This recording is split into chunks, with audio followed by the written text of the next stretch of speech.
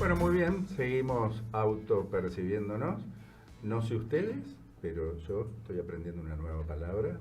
Pensé que a esta altura no me quedaban, pero bueno, vamos a hablar de puericultura, así que vamos a pedirle al Carly que presente la nota. Puericultura, estamos con Florencia de la Sierra, compañera de trabajo, eh, que cuando llega al centro de salud, estábamos varios que no conocíamos esa palabra, y le decíamos apicultora. Era la apicultora. Está la apicultora por ahí, la busca. Sabíamos a lo que se dedicaba, obviamente, pero no nos salía la palabra. Y después también hubo otra situación de que llega un informe con la poricultora, que se ve que tenía que ver con los cerdos. Pero bueno, Florencia es puericultora y bueno, bienvenida, Flor. Gracias por invitarme. Y bueno, quería que nos cuentes un poco qué es esto de la puericultura. Bueno, la puericultura es una formación bastante nueva, por eso nadie sabe, nadie no, por ahí un sector no, más. ahora sé. Ahora saben. Un sector más acotado que está alrededor de las maternidades y eso sí, pero el común denominador no, así que es bastante nueva. Las puericultoras acompañamos lactancias y crianzas desde la gestación. Perdón, eso sería el puerperio por ahí. El puerperio, más que nada la lactancia, pero también cuestiones relacionadas a la crianza. Y surge de una necesidad por ahí con la medicina hegemónica y con la rapidez también de las instituciones, donde todo es rapidísimo y poca gente, digamos, tiene el tiempo, porque el sistema te va llevando a eso, para acompañar. Por ejemplo, una lactancia puedes estar con una primera aprendida 1 hora y media. Todos saben que los pediatras también el sistema te va llevando a atender rapidísimo. Entonces, bueno, surge esa necesidad de acompañar con otros tiempos, desde otro lugar. Y bueno, es una formación bastante nueva. En Buenos Aires sí, en las maternidades hay servicios de puericultura, está mucho más difundido. Y bueno, también es un privilegio de clase porque al no estar regulada, está en proceso de regulación, acceden solamente en forma privada. Así que contenta. Es súper importante. O sea, las obras sociales no cubren la actividad. No, está en proceso de regulación. De hecho, ahora creo que se había aprobado hace poco en diputados. Está ahí como el proyecto de ley para regularlo porque, bueno, es muy nuevo. Es cierto que en la diaria, en la rutina que tenemos en el centro de salud, nosotros estamos como incentivando porque no se conoce el servicio, por más que nosotros lo ponemos en todos los afiches de la sala de espera, hablamos con nuestras pacientes por separado, digamos, pediatría, obstetricia, psicología, psiquiatría, se habla de todo esto, poder brindar este servicio porque no lo conocen. No, es como que no está incorporado en la sociedad, sobre todo esto que decís vos, a lo mejor una mujer de clase alta tiene Sí. el tiempo, el dinero. Se puso un poco de moda como con las famosas en Buenos Aires, que aparecieron todas con sus puericultoras y eso, pero sí, todavía no está ni hablar en el sector público o en determinados sectores, otras clases sociales también. Entonces, nada, está bueno que pase. A mí al principio como que estaba ahí, que no encontraba, todavía hoy me cuesta como encontrar mi lugar. Por suerte trabajamos en equipo con el pediatra, con la obstetra. El pediatra ya enganchó esto de cada vez que vienen lactancias o bebitos recién nacidos, es bueno, anda con la pueri, yo le hago toda la consejería, me dedico a mirarle la prendida, a asesorarla, bueno, eso entre otros tantos temas. No es que se accede a este servicio por una problemática específica. Nosotros al principio vemos siempre las lactancias por una cuestión de que por ahí parece que no pasa nada y después vienen a los días con los pechos lastimados, por malas prendidas, entonces siempre estamos como verificando ahí. Pero bueno, nada, es más amplio, también aparecen otras consultas en relación a, bueno, hitos de la crianza, del desarrollo de los bebés que tienen que ver con brotes de crecimiento, la angustia del 8º mes, que por ahí Carly sabe un poco más desde la psicología. Entonces como que son hitos en donde por ahí van a consultar porque el fantasma de cuando son bebés es que cualquier situación, la causa es que tienen hambre. Y muchas veces no. Entonces está ese fantasma de seguro se queda con hambre se lo dice todo el mundo a las mamás, entonces está como ese fantasma. Entonces por ahí al conocer que los bebés se despiertan a la madrugada, que eso es algo que sabrán todos, que los bebés se despiertan a la madrugada no tiene que ver con quedarse con hambre, tiene que ver con una maduración del sistema nervioso, entonces es información que hace que también vivamos las crianzas desde otro lugar. También tiene que ver con el sostén, por ahí las mujeres principalmente, y más cuando amamantan, que tienen que poner el cuerpo, quedan muy aisladas cuando tienen sus bebés, quedan muy solas, hay pocos espacios en donde se pueden mostrar o hacer catarsis con lo que les pasa realmente, porque también hay mucha bajada de línea en cuanto a la maternidad, se vive con mucha culpa, hay como una cuestión ahí muy moralina también, de que esto de si te quejas es no te quejes porque estás sanito, entonces hay una bajada de línea en donde las mujeres se encuentran en puerperios donde les pasan un montón de cosas que son normales, pero no saben que son normales porque tampoco se dicen y lo viven con mucha culpa. Bueno, las redes sociales te muestran esas maternidades tan hermosas y después en casa claro. llanto, Vos angustia. ¿Dónde quedó Exacto, bueno, justamente. La publicidad de pañales sin ojeras, divina, Claro. no está cansada, duerme excelente, no pasó nada ahí, no hubo un parto, todo lo que pasa por el cuerpo, por las emociones, imposible que no haya como una crisis vital ahí también. Y el rol bueno, en una pareja heterosexual, digo, el varón que está ahí, en mi caso, como estaba sin saber qué hacer, también con miedo a meter la pata, digamos, ¿viste? Ante una intervención mía, por más que yo estaba a disposición. La complemento porque justo quería preguntar algo de eso. Vos hablas de la aprendida obviamente es como el bebé agarra el pezón, digamos, ajá, toma exacto. el pezón. La aprendida de la mamadera, en los casos en que los papás hemos colaborado, no colaborado, participado activamente, digamos, en la lactancia, a veces combinando, porque se amamanta y en determinados momentos, si mamá trabaja, hay que meter mamadera. Y en aquella época no se hacía el ordeñe que se hace ahora, que me gustaría saber la opinión con respecto a eso también. ¿Ustedes en la puericultura trabajan con los padres también?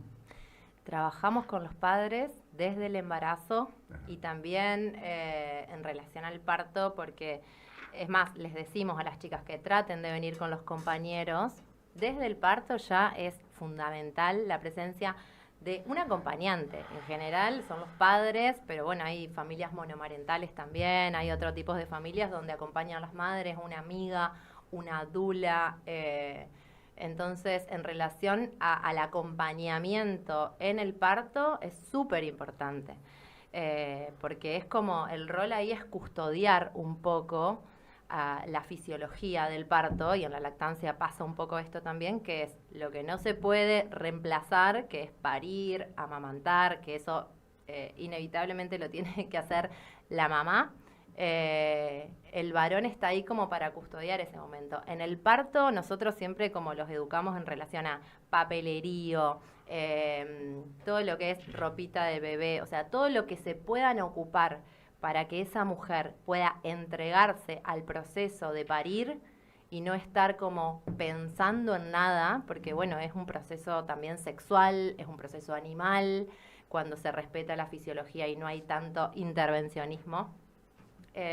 Entonces, el varón ahí está como para custodiar eso también. No sé, entra, por ejemplo, la partera y le va a hacer un tacto a la mujer y es como, podemos esperar un ratito que termine la contracción y después bajar un poco las luces, prestar atención si tiene frío, si tiene calor en el trabajo de parto, si, no sé, si le está pasando como alguna situación en la que puedan como más externa, ¿no? Pero custodiar como esa entrega que es tan importante porque, bueno, justamente en el parto la mujer tiene que conectar con la parte más animal, con el cerebro límbico, que es el que compartimos con los otros mamíferos, y desconectar un poco todo lo que es lo racional, el neocórtex, porque científicamente son incompatibles. O sea, cuando vos estás alerta pensando que tenés que buscar los papeles para entregar a la institución, buscar la ropita, no estás entregada en ese momento y de hecho cuando estás pariendo generalmente te molesta mucho estar pensando en otras cosas porque estás en un momento de...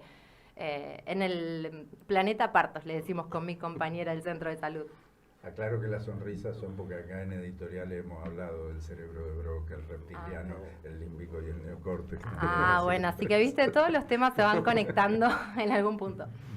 Entonces, bueno, el rol pasa por ahí. Y en la lactancia también es un poco, informarse como primera medida, porque también hay muchas situaciones donde hay mujeres que desean amamantar, esto también es importante, el deseo fundamental, para no ser fundamentalistas de la lactancia, pues también hay como una cuestión más biologicista de que la lactancia es lo mejor y lo más nutritivo, y sí, es verdad, pero sin deseo es como... No está bueno tampoco, porque es mucho cuerpo, es poner el cuerpo y nada, además de la nutrición también es un diálogo, ¿no? Sí, la lactancia. Una cuestión de respeto también, hay alternativas que pueden ser tan saludables o un poquito menos que no ponen a la mujer en la situación de ser una proveeduría de leche, ¿no? Exacto. Pensando así, diciéndolo Exacto. chocante. Sí. A ver, lo importante es tomar la decisión informada, porque también muchas veces dicen, bueno, no, yo no quiero amamantar porque, no sé, a mi prima se le lastimaron los pezones y yo no quiero saber nada. Y bueno, también saber que si por ahí vas con una pueri o con una obstetra o con alguien inmediatamente que esté actualizado en la lactancia y que pueda verificar las prendidas, no necesariamente te va a doler, porque bueno, no tiene que doler la lactancia, hay un montón de mitos dando vuelta también. El tema Ordéñez, que me quedó... El tema Ordéñez, ¿vos te referís a la extracción de leche manual? Sí, ¿cómo complementan eso? Por eso. Ok. Sí, porque tengo algunas Sí, pero compañeras sí. de trabajo que sí. han viajado Bueno, con las salas nosotros de lactancia y ahora que están en varios lugares de trabajo también, que muchas veces las chicas se sacan leche y la guardan para después dársela en Sí. la madera, o que Sí. en los mejores de los casos pueden tener acceso a que le lleven los chicos al lugar de trabajo y poder prenderlos en la sala, ¿no? Sí. Acercarlos a neonatología nos tocó a nosotros. Sí. El tema de extracción de leche, por ahí también se piensa que la primer medida ante, no sé, por ahí cuando no se prenden o cuando no están subiendo de peso adecuadamente solamente con la lactancia, se piensa que la primer medida es la mamadera. Y muchas veces, esto también tiene que ver con la información, más que nada cuando son chiquititos, se administra la leche de otras maneras que sean un poco más amigables con la lactancia, porque lo que pasa, y más que nada cuando deseas amamantar, pero por ahí no sube tanto de peso y necesitas sumar una mamadera, es que muchas veces los bebés hacen una confusión en el patrón de succión, porque no es lo mismo succionar una mamadera que succionar el pezón de la mamá. Entonces hacen una confusión en el patrón de succión y muchas veces después hacen un rechazo al pecho, porque la mamadera sale por gravedad, es más fácil, no tienen que hacer tanto esfuerzo.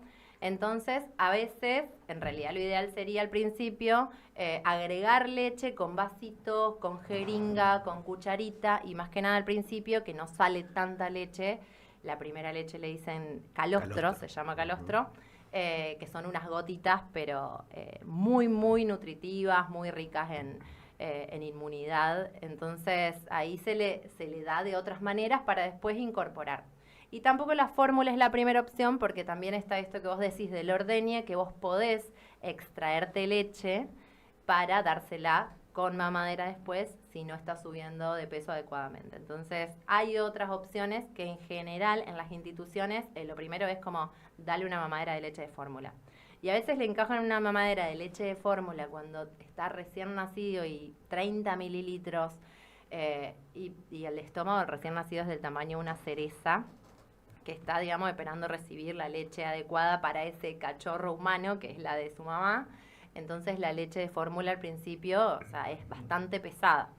Y esto que confunden con que, no sé, le damos una mamadera de fórmula y duerme bien, por ahí es que en realidad está como más pipón, como dicen las mujeres, porque está haciendo un esfuerzo mucho más grande en digerir esa leche que es mucho más pesada. Claro, está agotado. Su organismo está como, claro.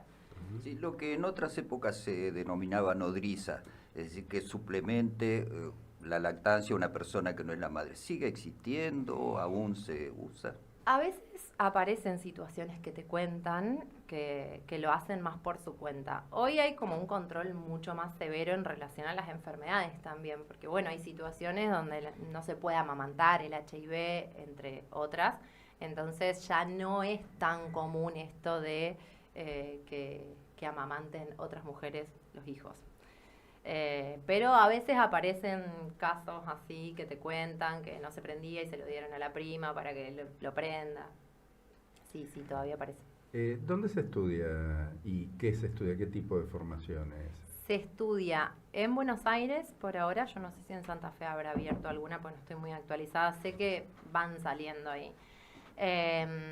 Y hay 2 o 3 academias. Yo estudié en AKDP, que es la Academia de Puericultura de Argentina, y estudié 2 años. Si bien me venía formando hace como 10 años en otras formaciones, dula especialista en puericultura, todas relacionadas a lo mismo y todas fuera del sistema, también nuevas. En realidad nuevas, a ver, son cuestiones muy antiguas. Sí, se pusieron de moda como esto de respetar la fisiología, del parto respetado, de la lactancia mal llamada prolongada, como empezaron a surgir, por suerte, a volver a naturalizar algo que históricamente era lo natural, básicamente. ¿Y por qué se cambió? ¿Por las demandas de la sociedad? ¿Por las presiones sobre las mujeres? ¿Qué fue lo que cambió todo eso? En realidad, con la industria de la crianza, con la aparición de la leche de fórmula, con la necesidad de que las mujeres, digamos, salgan también a trabajar, empieza a haber como una desconexión con todo lo que es la fisiología, tanto en el parto como en la lactancia. Hoy escuchamos un montón de mujeres que te dicen, no, yo no pude parir porque no dilaté, yo no pude amamantar porque no tuve leche, y nosotras siempre con mi compañera que damos el curso preparto decimos, estamos falladas como especie, que de repente las mujeres ahora no dilatamos, como una cuestión porque la gente lo lleva más a lo natural, ¿no? Estamos falladas como especie que de repente los humanos ya no podemos dilatar para parir, ya no tenemos leche para amamantar. No, hay una cuestión que tiene que ver con el poder médico hegemónico, con la industria, donde por obviamente conveniencias más capitalistas se nos ha desconectado de todas esas cuestiones más naturales, que es parir, tener un parto normal, siempre en el marco del deseo desde la información. No quiero que... En la decisión propia de las personas. No quiero como ni demonizar la cesárea, ni demonizar la fórmula, o sea, la cesárea real salva vidas cuando es necesaria.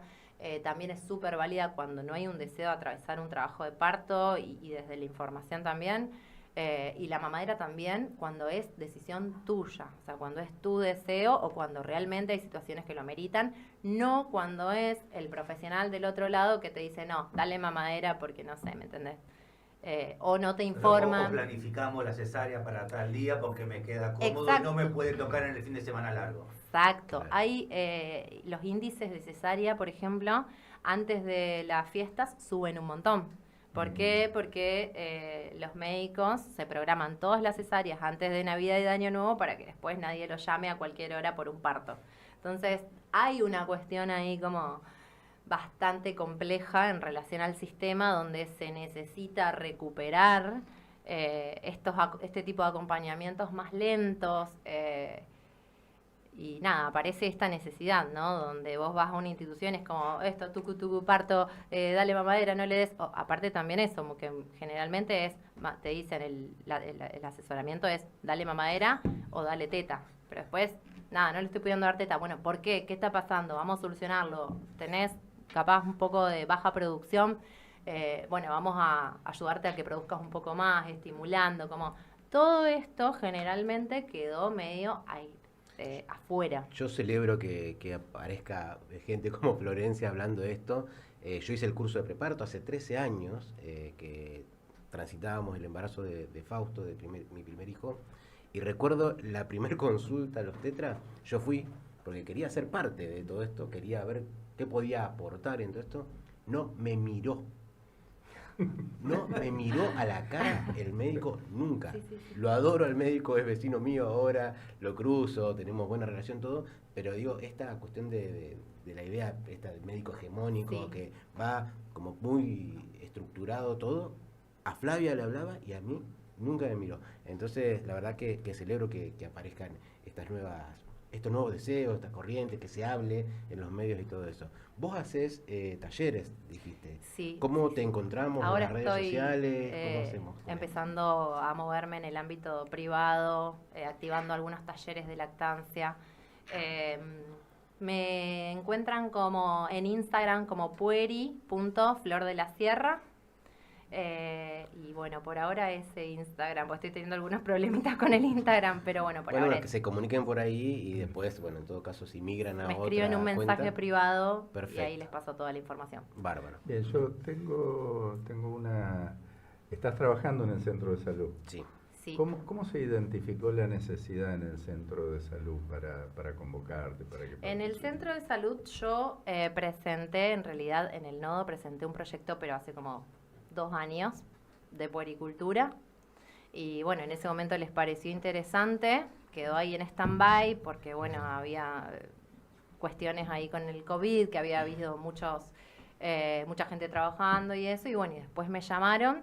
El cargo de puericultora no existe, así que claramente tengo otro cargo con esa función, pero bueno, nada, yo celebro que estar en lo público y que otras personas que por ahí no pueden pagar una consulta a una puericultora accedan, que se vayan enterando también qué es. Al principio no saben lo que es, pero después vuelven a venir. Es más, por ahí ya el otro día le contaba a Carly que tuve 2 chicas que no vinieron por cuestiones de lactancia, sino que vinieron porque se sentían angustiadas en sus puerperios, así que vinieron como a hablar un poco de eso también, que sea un espacio no solamente de cuestiones técnicas de lactancia, sino también de contención. Hemos hecho entrevistas los dos juntos. Hemos también, hecho entrevistas sí. juntos también en relación a la crianza, a la paternidad. No, dejemos, se lo pregunto en el corte. ¿Cuál es la mejor miel? Ajá. La apicultura. El otro día fue una paciente y dijo, ¿está la puericultora? Y la enfermera me dice, dijo puericultora. Y estamos festejando, ¡vamos!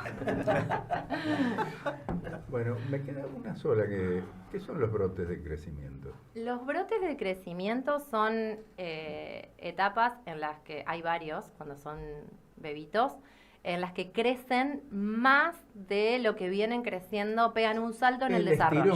Exacto. Claro, cuando le empiezan a los chicos que empiezan que le duelen las extremidades. El estirón. Sí, claro, se crecen como más rápido de lo que venían creciendo, entonces están como todo el tiempo prendidos a la teta. Y las mamás van a decir, se está quedando con hambre, no sé qué le pasa, dale una mamadera, empiezan así, y en realidad tiene que ver, antes se creía que tomaban más teta para que produzca más leche a través del estímulo, porque necesitaba más leche en ese momento. Hoy se está trabajando sobre una hipótesis que es que en realidad están más prendidos a la teta por una cuestión de incomodidad que les genera como ese salto en el desarrollo, y claramente la teta calma todo, y cuando están enfermos también están más prendidos a la teta por una cuestión de calmarse. Bien, Carly, ¿algo más? No, nada más agradecerte por estas palabras, y me parece súper interesante que esté ella hablando y lo que es esta mesa. Sí, ¿no es hermoso cierto? y necesario también hablar como estas cuestiones entre varones, porque siempre quedan como en el mundo más femenino. Hay que ponerle el pecho a esta Sí, situación. exacto. Hay que estar. Bueno, gracias. Muchas Muchas gracias. Muchas gracias.